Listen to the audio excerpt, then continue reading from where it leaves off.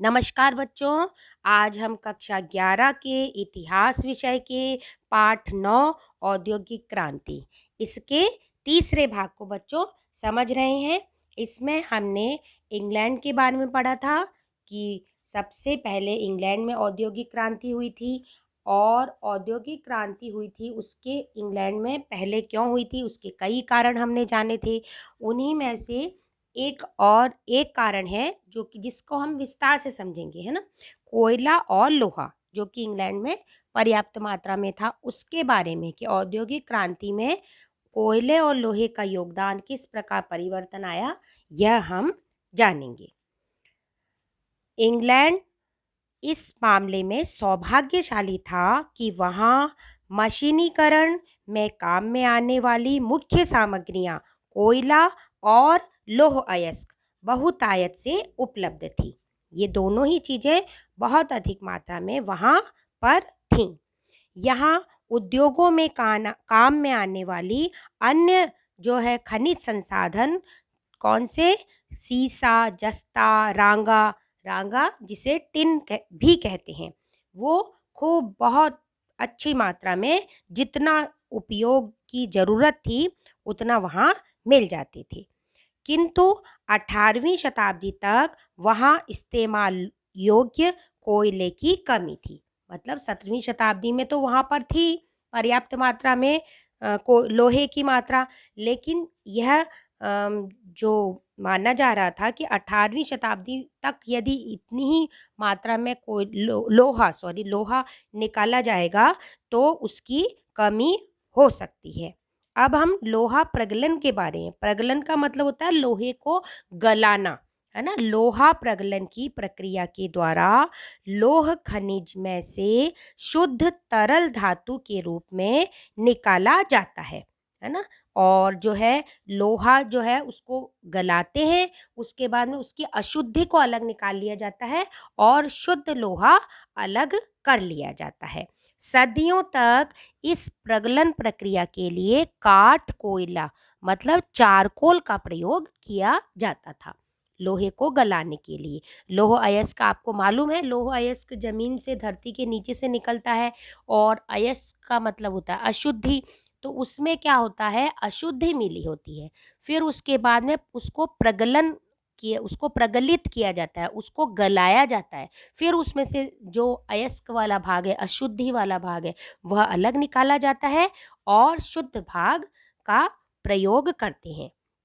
लेकिन इस कार्य में जो है कई समस्याएं थी। किस कार्य में क्या था कि इसको गलाने के लिए, उसको प्रगलित करने के लिए काठ कोयले का प्रयोग किया जाता था, लेकिन इस काठ कोयले के प्रयोग में अनेक समस्याएं थी। कौन कौन सी समस्याएं थी?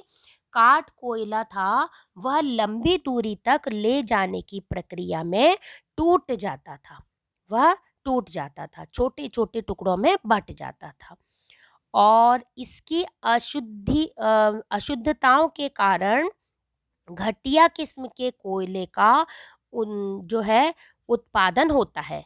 तो इसमें जो है अशुद्धियाँ मिली होती थी, इसलिए घटिया किस्म के कोयले का उत्पादन होता था और घटिया किस्म का ही फिर लोहा निकलता था उसमें से, है ना, क्योंकि वो शुद्ध नहीं हो पाता था, गलाते थे ना तो शुद्ध नहीं हो पाता था।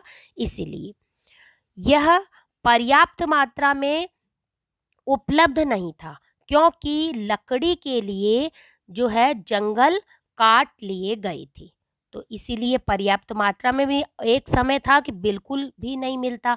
तो इस प्रकार दिन प्रतिदिन खत्म होता जा रहा था वह, और यह उच्च तापमान पैदा नहीं कर सकता था। मतलब लोहे को गलाने के लिए जितने तापमान की ज़रूरत होती थी उतना तापमान यह पैदा नहीं कर सकता था।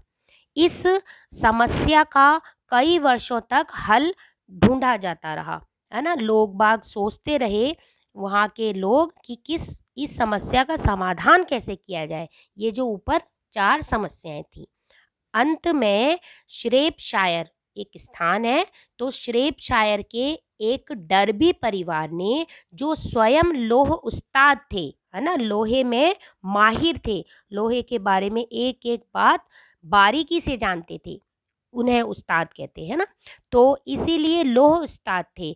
इस समस्या का हल उन्होंने निकाल लिया। आधी शताब्दी के दौरान इस परिवार की 3 पीढ़ियों ने, उनके दादा, पिता और पुत्र, जो सभी अब्राहिम डर्बी के नाम से पुकारे जाते थे, धातु कर्म उद्योग में क्रांति ला दी। इन्होंने धातु कर्म उद्योग में क्रांति ला दी। अब क्रांति क्या थी वह जानेंगे। इस क्रांति का प्रारंभ 1709 में प्रथम अब्राहिम डार्बी द्वारा किए गए आविष्कार से हुआ। प्रथम अब्राहिम डार्बी कौन? जो दादा थे, है ना। द्वितीय अब्राहिम डार्बी कौन? जो कि पिता थे। और तृतीय अब्राहिम डार्बी कौन? जो कि पुत्र थे, है ना। अब इन्होंने क्या किया कि यह धमन बट्टी का इन्होंने आविष्कार किया, है ना, जिसमें लोहे को प्रगलित किया जाता था, गलाया जाता था। उस धमन भट्टी का उन्होंने आविष्कार किया। तो डर्बी परिवार ने किसका आविष्कार किया? धमन भट्टी का आविष्कार किया। इसमें जिसमें सर्वप्रथम जो था वो कोक, बच्चों ये कोट लिखा, कोक का इस्तेमाल किया गया था, है ना। कोक, कोयले का इस्तेमाल किया गया था। अब जो कोक में उच्च बच्चों ये मिस प्रिंट है, को ट लिखा है, को क है, ये का इस्तेमाल किया गया था। और कोक में उच्च तापमान उत्पन्न करने की शक्ति थी। और वह जो है पत्थर के, है ना, कोयले से गंधक तथा अपद्रव निकाल कर तैयार किया गया था। कैसे तैयार किया था कि कोयले से गंधक और उसके जो अपशिष्ट पदार्थ है, जो गलत पदार्थ है, जो जिनका उपयोग नहीं होना चाहिए, उसको निकालकर यह तैयार किया गया था, कोक, कोयला। ठीक है। और यह इस आविष्कार का फल यह हुआ कि तब से भट्टियों को काठ कोयले पर उसकी निर्भरता घट गई, निर्भरता नहीं रही अब, है ना। अब उनको काठ कोयले पर निर्भर नहीं रहना पड़ा, है ना। कब से लोगों को काठ कोयले पर निर्भर नहीं रहना पड़ा? जब से धमन भट्टी का उन्होंने आविष्कार किया, जिसमें कोक कोयले का प्रयोग किया जाता था। तब से इन भट्टियों से जो पिघला हुआ कोयला निकलता था, पिघला हुआ लोहा है बच्चों, पिघला हुआ लोहा निकलता था, उससे पहले की अपेक्षा अधिक बढ़िया और लंबी ढलाई की जा सकती थी, है ना। बड़ी मात्रा में लोहे का उत्पादन होता था और जो है अधिक लंबा देरी तक, है ना, और यह अधिक मात्रा में हो जाता था और बेस्ट क्वालिटी का जो है लोहा निकलता था। आगे बच्चों गृह कार्य देख लेते हैं कि जो काठ कोयले के उपयोग में आने वाली समस्याओं के बारे में लिखिए। तो काठ कोयले के बारे में आपको बताया था कि समस्याएं थी, वो 4 समस्याएं, वो आपको लिखनी है।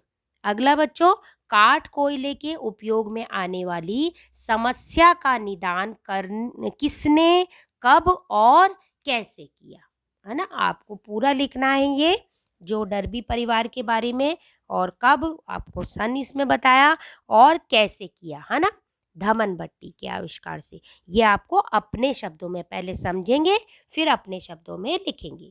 धन्यवाद बच्चों, अगले भाग में फिर मिलेंगे।